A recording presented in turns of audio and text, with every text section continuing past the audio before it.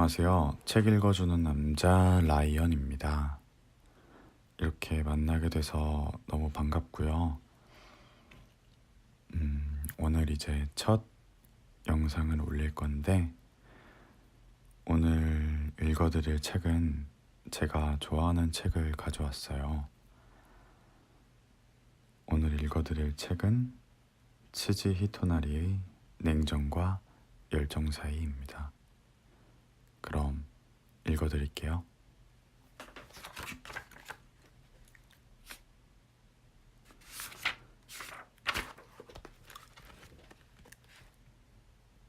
사람이란 살아온 날들의 모든 것을 기억할 수는 없지만 소중한 것은 절대로 잊지 않는다고 난 믿고 있다.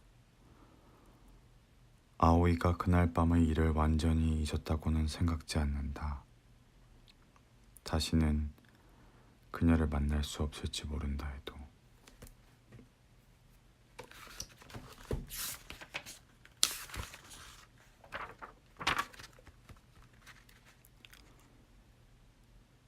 챕터 1 인형의 다리. 이 거리에는 늘 햇살이 비치고 있다.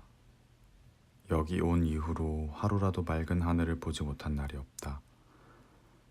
푸른 하늘은 끝도 없이 높고 엷은 물감을 뿌려놓은 그림처럼 시원스럽게 뚫려 있다. 안개 같은 구름은 마치 그리다만 화선지의 여백처럼 그 하늘 위를 은밀히 떠다니며 즐겁게 바람과 빛과 어울려 논인다. 이렇게 두오모 곁에 선 채 대성당의 벽면을 따라 쏟아져 내리는 빛의 원천을 올려다보며 중세 사람들이 고양된 의식을 상상하는 것이 나의 일과가 되고 말았다.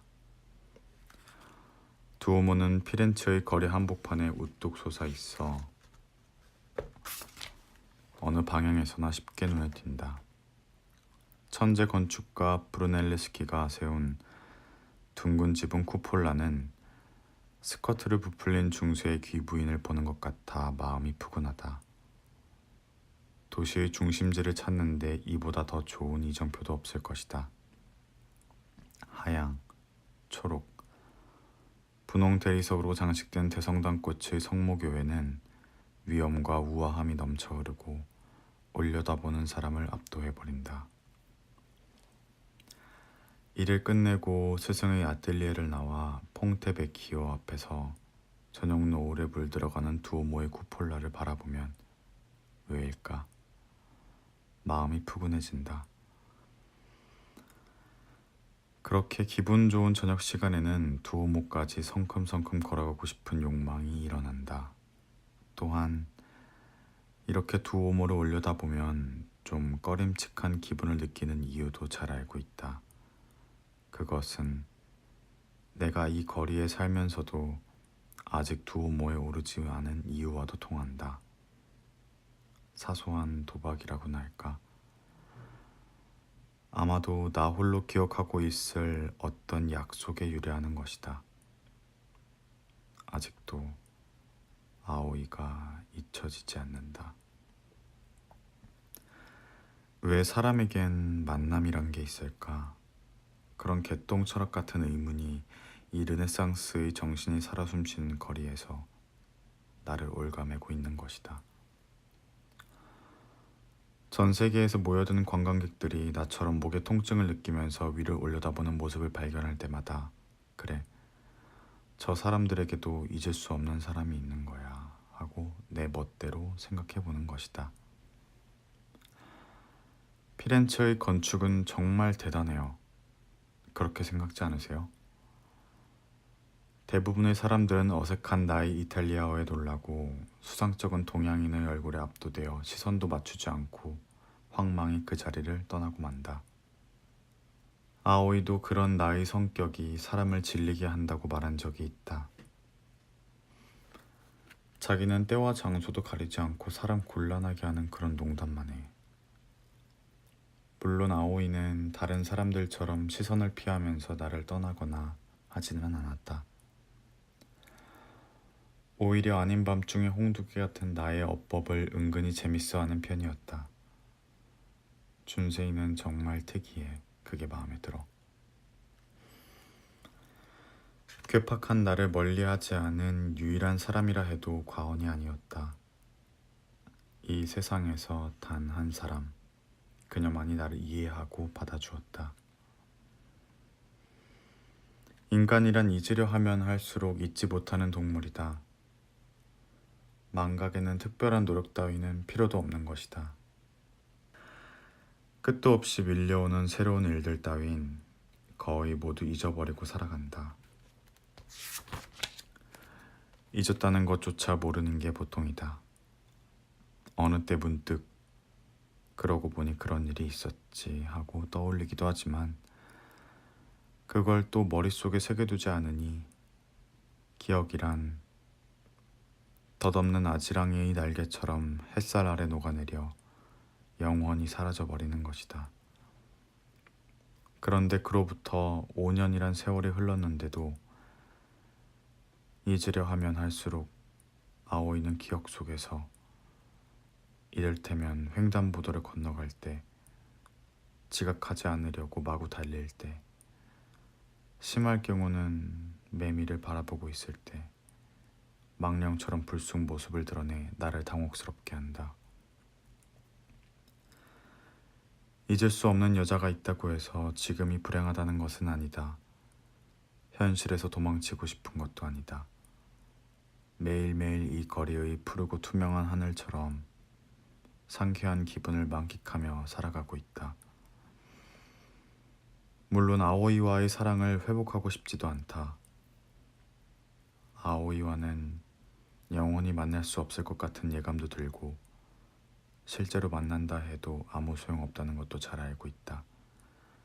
그렇다면 이건 분명 기억의 심술이다. 여기가 마침 시간이 정지해버린 거리여서 그런지 나는 어딘지 모르게 과거에 흔들리는 나 자신을 즐기는 것 같기도 하다. 즐긴다고? 아오이는 이제 돌아오지 않는다. 그녀는 그런 여자이고 나 역시 그런 걸 기대할 사내도 아니다. 누구에게나 헤어지지 않으면 안 될 그런 때가 있는 법이다. 예를 들면 사별 같은 것.